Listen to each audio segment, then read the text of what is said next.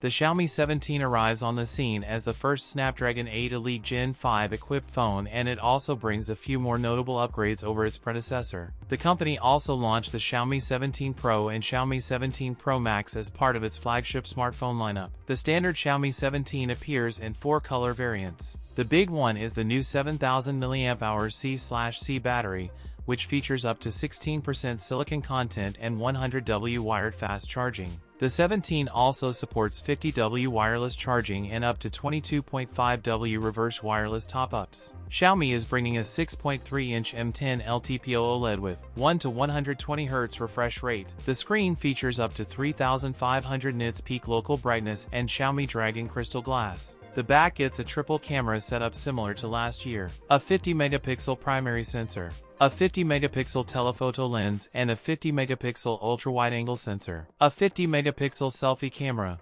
Xiaomi 17 paired with up to 16GB of LPDDR5X RAM and up to 512GB of UFS 4.1 internal storage. Xiaomi 17 price starts at 4,499 Chinese yuan. That's it for today's video. If you enjoyed it, don't forget to like, comment, and subscribe for more content. Thanks for watching, and I'll see you in the next one.